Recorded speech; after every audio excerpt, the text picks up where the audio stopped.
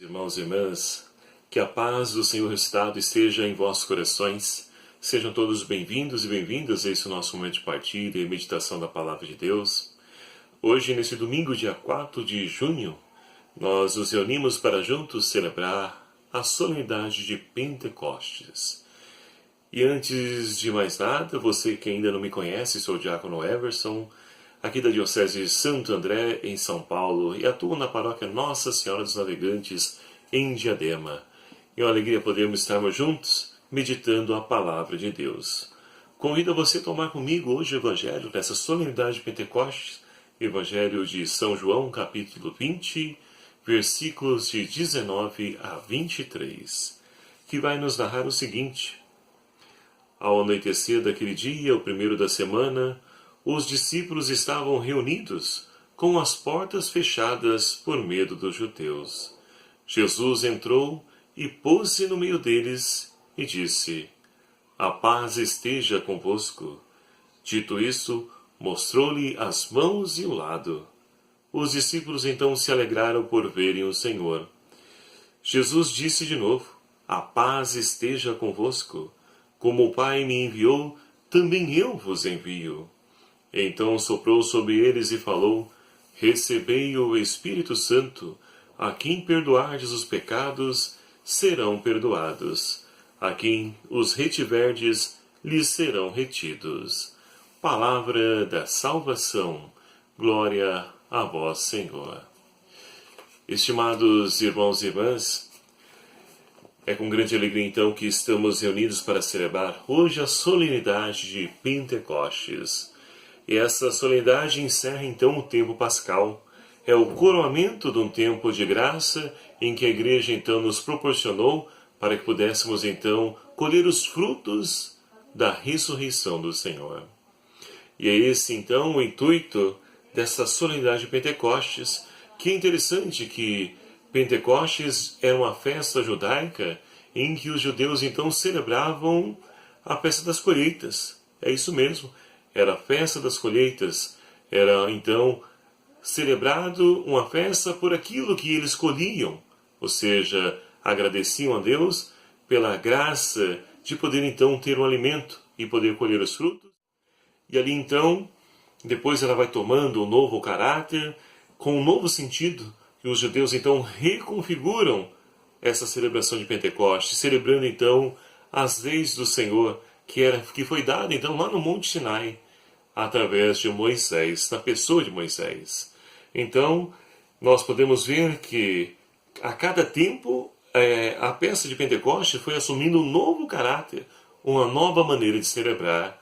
E com o cristianismo, ela não foi diferente. Nós celebramos então a vinda do Espírito Santo, que é justamente esses frutos da ressurreição do Senhor que nós colhemos enquanto igreja.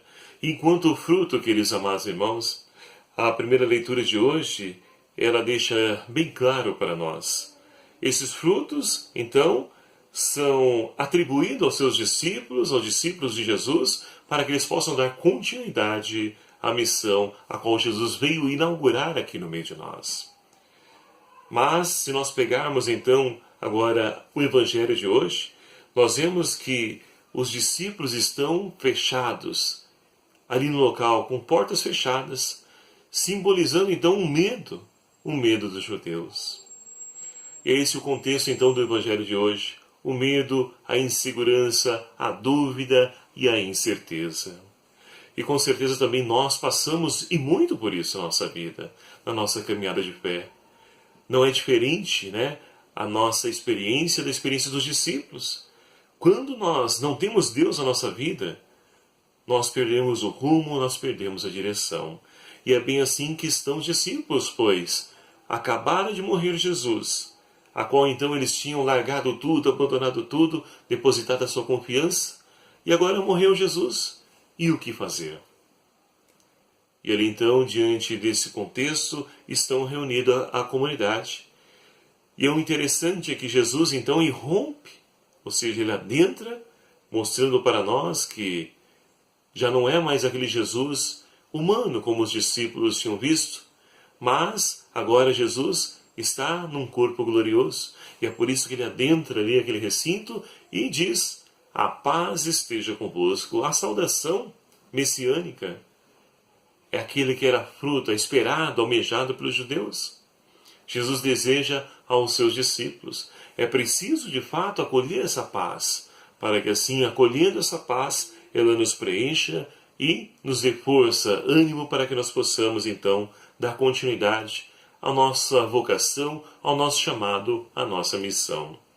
E é essa experiência, então, que os discípulos, eles fazem. Jesus diz mais uma vez: a paz esteja convosco. Esse é o desejo ardente de Jesus.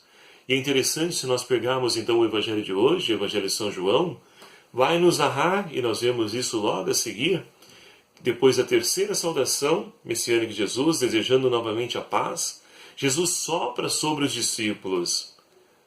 E esse sopro de Jesus, queridos amados irmãos, nos remete ao livro do Gênesis, lá no capítulo 2, versículo 8, onde também Deus sopra sobre o barro, e ali então dá a vida ao ser humano, forma um ser vivente.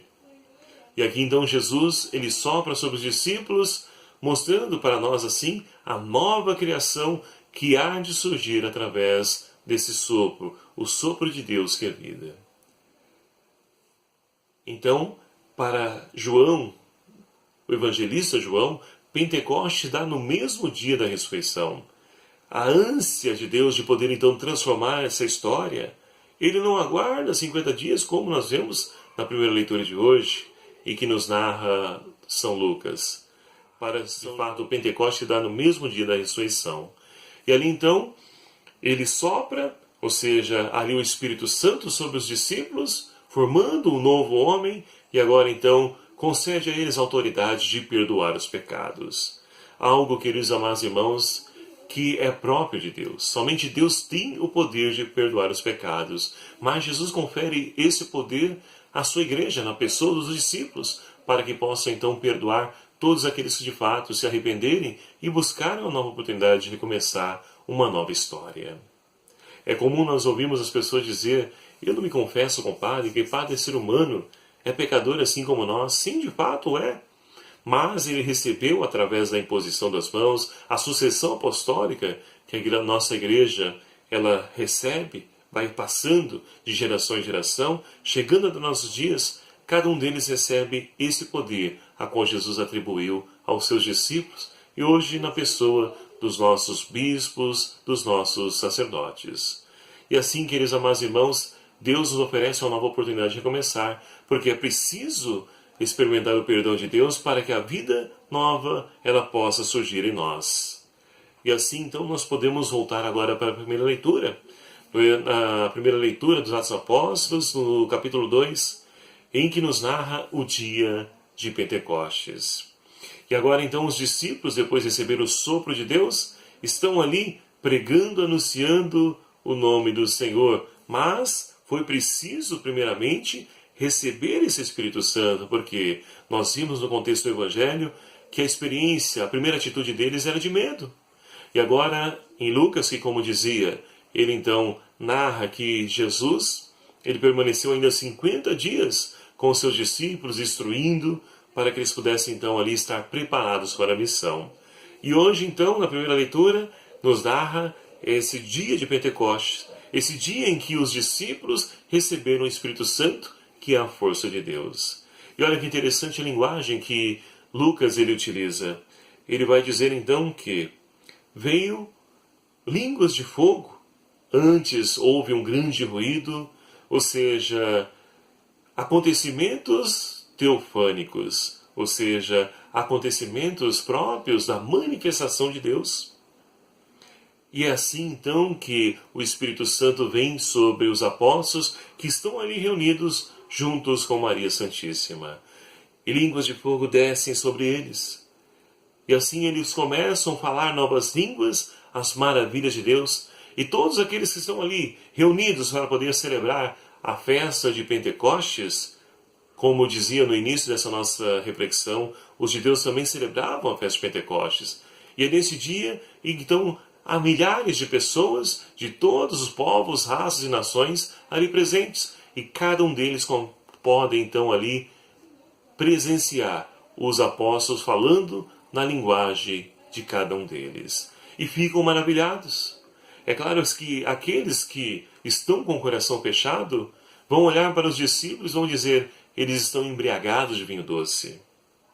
Mas aqueles que, de fato, estão de coração aberto para o novo de Deus, conseguem perceber a ação de Deus na vida daqueles simples e humildes homens que agora estão falando na mesma linguagem. E que linguagem é essa? A linguagem do amor. A linguagem que é compreensível a todos os povos da terra. Não importa a língua a qual nós falamos, o idioma que nós falamos. Todos nós compreendemos e buscamos ardentemente o amor. Porque esse amor que transforma a nossa vida, é esse amor que nos enriquece, é esse amor que nos leva a seguir adiante. É esse amor que, de fato, contagiou a vida dos discípulos e a tal ponto de que Pedro começa então a pregar. Aquele Pedro medroso já era, agora surge um novo Pedro, na ousadia do Espírito Santo, repleto do Espírito Santo de Deus, agora começa a proclamar as maravilhas do Senhor. E grande é a multidão que vai então acolher essa palavra e vão se converter. Portanto, queridos amados irmãos, é preciso rezar como o salmista de hoje nos convida, a podermos então clamar ao Senhor que envie sobre nós o seu Espírito Santo. Esse Espírito Santo que é a força de Deus, que vai de fato ali fazer a diferença na nossa vida, que vai nos ajudar a colher esses frutos de vida nova, a qual o Senhor veio oferecer para cada um de nós. E a segunda leitura de hoje nos fala justamente essa realidade. Nós temos então Paulo que escreve à comunidade dos Coríntios, a comunidade complicada porque ali há um grupo de pessoas que estão repletas de carismas, os carismas, frutos do Espírito Santo, e se acham melhores do que as outras. E é interessante que Paulo vai escrever para a comunidade para poder colocar tudo no seu devido lugar. Vai dizer, olha, é um só Deus que nos concede os dons, carismas, é o mesmo Senhor. Portanto, esse dom, esse carisma, ele só tem razão de existir se for colocado a serviço da comunidade. Não é para mim me vangloriar, me achar melhor do que o outro. E é isso que acontecia na comunidade. E é isso, infelizmente, essa tentação que nós estamos então sujeitos a acolher também, se nós não nos vigiarmos, não nos policiarmos, porque caímos na séria tentação de nos acharmos melhores, porque pregamos, falamos bonito, porque temos dons de línguas, interpretamos, profecia, curas. Nós não somos melhores que ninguém. Tudo isso, volto a repetir, só tem razão de existir se for colocado a serviço da comunidade. Aí sim, estaremos edificando esse corpo místico do Senhor, que somos cada um de nós. E Paulo utiliza isso muito, numa linguagem muito bonita e bem esclarecida, para que nós possamos compreender que Cristo ele é a cabeça da igreja, nós somos o corpo, assim como o corpo humano tem os dedos, os braços, as pernas, e ninguém é melhor do que ninguém. Todos nós pertencemos a esse mesmo corpo, e olha quando o corpo padece algum dos seus órgãos, basta você machucar algum dos seus membros. Faz falta. E assim também na igreja, se um dos seus membros está ferido, o corpo todo sente, padece. Então aí está a razão de que nós devemos trabalhar, nos esforçar, lutar para poder então edificar, construir essa unidade, a qual nós rezávamos no decorrer da semana. E não podemos parar por aqui. É preciso dar continuidade a essa missão de construir a unidade na diversidade, como nos diz a segunda leitura. Porque, meus queridos amados irmãos, podemos somar forças para poder então anunciar o Evangelho, transformar essa realidade, lutar por justiça, lutar pela vida que está sendo desprezada a cada dia mais, banalizada essa vida. Então é preciso somar forças, lutar para poder construir a unidade, para que assim nós possamos então, enquanto irmãos cristãos, possamos somar forças e crescer no amor, crescer na partilha, na solidariedade. Porque, queridos amados irmãos, celebrar Pentecostes é celebrar então os frutos da ressurreição, os frutos da vida nova. E que nós possamos então abrir o nosso coração, pedindo ao Senhor que derrame sobre nós os seus dons, mas que nós possamos colocar esses dons a serviço da comunidade, para que assim nós possamos edificar o Cristo vivo e presente no meio de nós, na sua igreja, a qual então ele é a cabeça, e nós fazemos parte desse corpo e queremos então ali ajudar, para que assim o reino de Deus possa acontecer no hoje da nossa vida, no hoje da nossa história, e se torne perceptível através das nossas atitudes, através da nossa postura. Portanto, queridos amados irmãos, que o Espírito Santo de Deus então venha sobre nós, assim como vieram sobre os apóstolos reunidos com Maria Santíssima, para que assim nós possamos também nós, renovados pelo fogo abrasador desse Espírito, possamos então anunciar o Evangelho aos quatro cantos do mundo. Que Deus então te abençoe, te fortaleça nessa sua caminhada, nessa sua empreitada, na construção do reino de justiça, no reino de paz. Louvado seja o nome do nosso Senhor Jesus Cristo, para sempre seja louvado. E um abraço fraterno a cada um de vocês, meus queridos e amados irmãos, e muito obrigado pelas inscrições do canal, por curtir, por se fazer presente comigo nesse nosso meio de evangelização, nesse meio de podermos então ali anunciar as maravilhas de Deus. Que Deus então te abençoe, em nome do Pai, do Filho e do Espírito Santo.